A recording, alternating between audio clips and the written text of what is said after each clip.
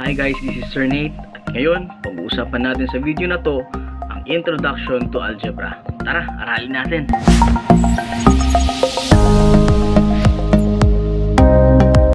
So bago natin matutunan ang pag-compute at pag-calculate sa algebra, kailangan muna nating maintindihan yung mga terminologies, salita na ginagamit o laging babanggitin ng inyong teacher pag magtuturo na siya ng algebra. So andyan yung salitang variable, coefficient, constant, terms, expression, at equation.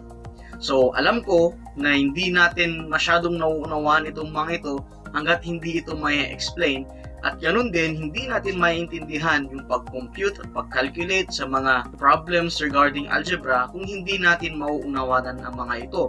Kaya sa lesson natin ngayon, pag-uusapan natin at ituturo ko kung ano ang ibig sabihin ng mga salitang ito at kung paano natin ito makikita sa mga equations na gagawin natin sa mga susunod na araw.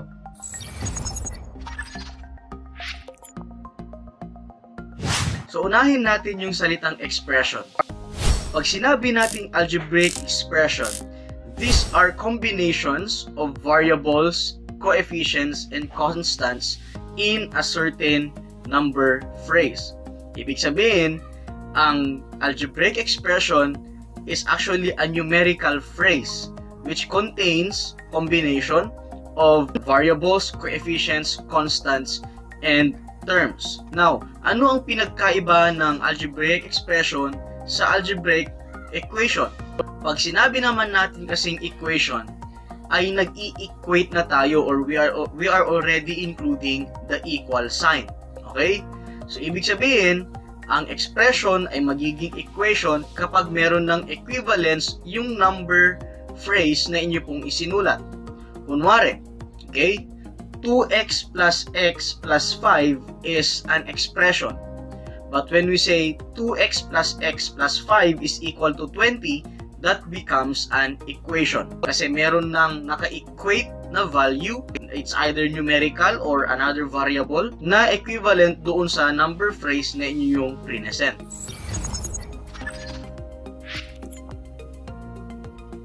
Ngayon, ano naman yung tinatawag na variables? Okay? Ang variables, ito yung mga letters na makikita ninyo doon sa algebraic expression or sa isang equation. Okay? Kunwari na lamang, pag nilagay mong expression is 3x plus 5x or 3x squared plus 5x, yung letter x, okay, yun yung tinatawag na variable. Now, sa pagsusulat ng algebraic expression, it's not necessary that we are always to use x or y. Okay? Any letter in the alphabet can be used as a variable as long as you put an equivalent numerical value into it pag magsosolve ka na ng equations. Ano naman yung tinatawag na coefficient? Ang coefficient naman is a number that you place beside the variable which is automatically, okay, mamumultiply doon sa variable. Like for example, 3x. Pag sinabing 3x, we have the variable x and we have its coefficient which is 3. Take note, in an algebraic expression or most of the time, ang nagagamit na operation is multiplication. Okay, lalong-lalo na if it is between a coefficient and a variable.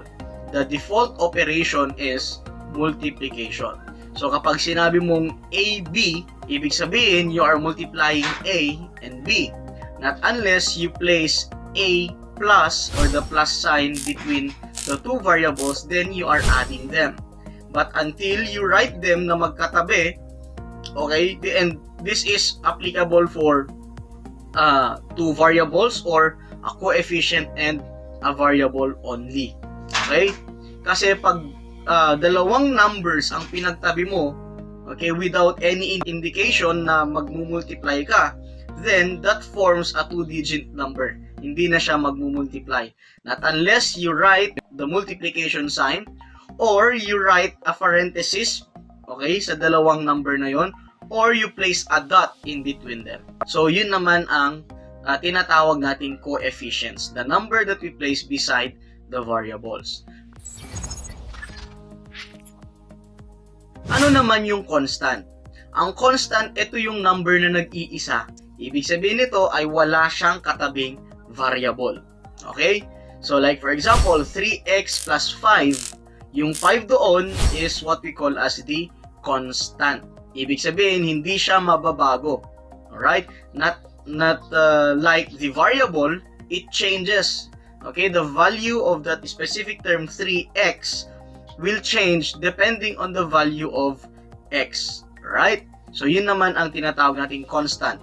Sometimes, yung answer din na nandun sa equation, dun sa yung product or yung sagot ng magiging equation can also be a constant because it will not change.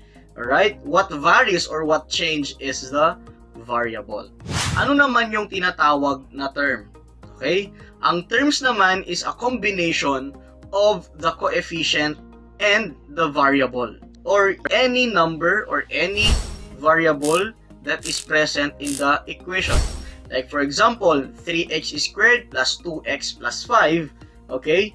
There are 3 terms in there. So we have 3x squared, we have 3x, and we have 5. So those are called terms. Okay? So yun naman ang tinatawag nating mga terms. Now let's say for example, we have here a sample equation. Okay? We have 3x squared plus 5y plus x plus 6 is equal to 700. Okay? So dito, subukan nating alamin alin dito yung coefficients, alin dito yung variables, alin dito yung constant, at alin dito ang mga terms.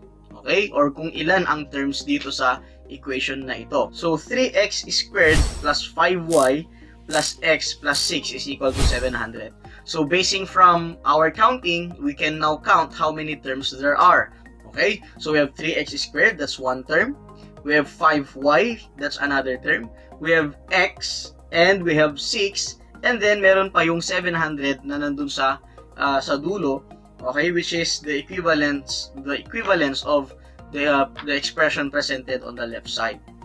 Okay, so basically we have 5 terms in this equation. Right? Now, ano naman dito yung mga variables natin? Okay? So actually we have 2 variables in here. We have x and we have y. Okay? Now, kung mapapansin nyo, merong x squared at meron ding x. Sir, hindi ba sila ibig sabihin ba nito hindi sila pareho ng magiging numerical value? Well, actually, pareho sila. So, pag sinabi nating x is equal to 3, lahat ng x na makikita mo doon sa equation na yon ay equal sa 3. Okay? Hindi po pwede na ang isang variable ay merong multiple numerical value. Like for example, pag ang x ay equal to 3 lang siya. Hindi mo siya pwedeng gawing equal to 2 or equal to 5. Okay? Ganon din si y. Kung ang y ay equal sa 5, hindi na siya pwedeng maging equal sa iba pang number. It will only be equal to 5. Okay? However, one number can be equivalent to multiple variables. Okay? Like for example, yung number na 5 can be equal to the x, can be equal to y, can be equal to z, or a, b, c, d. Okay? So, ibig sabihin, ang isang number pwedeng equal sa madaming variable, pero ang isang variable hindi pwedeng maging equal sa madaming numbers. Alright? So, that's an additional note. Now, ano naman ang coefficients natin dito? We have the numbers that have a variable beside it. So, basically, we have here 3. Okay, doon sa 3x squared, we have a coefficient 3. And then doon sa 5y, meron tayong 5. And then, we also have a coefficient of x. Sir, wala naman ako nakikitang number. Yes, but that is automatically equal to 1. Alright? So, yung variable na x ay meron siyang coefficient na 1. Okay. So, ano naman dito ang constant? The numbers that will not change. Okay? So, basically, we have 2 na nandito. So, meron tayong 6 at meron tayong 700. So, ibig sabihin, these are the numbers that are given. It will not change. It will not vary if you compute the equation. Okay? So, let's say, for example, hahanapin mo yung value ng x. Okay? So when you are to solve that, you have to equate the value of x and all ng terms na dyan. Pag pinag-a-add mo na sila, magiging 700 siya. Okay, so yun ang ibig sabihin, kahulugan ng mga terms na ginagamit sa pagtuturo sa algebra. So I hope naintindihan ninyo. For me to test whatever you have understood from this lesson on this video, gusto kong sagutan ninyo itong mga problems na ito. Okay? So gusto ko hanapin nyo dito kung ilan ang number of terms. Gusto ko ring malaman kung ilan ang variables na nakikita ninyo, ilan ang coefficients or ano ang mga coefficients, at ano yung naka-indicate na constants. Okay? So ililist down nyo ang mga sagot ninyo sa questions or sa equations na to. Okay? So yun lamang ang lesson natin sa video na ito.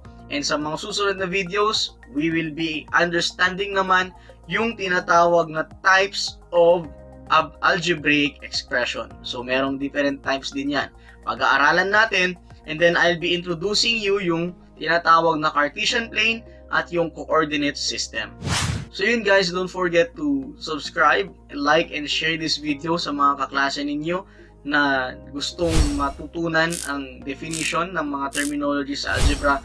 And I am hoping na makita nyo, mapanood pa ninyo yung mga susunod pa nating videos. So yun lamang guys, maraming salamat and have a great day. Again, this is Sir Nate. Bye-bye!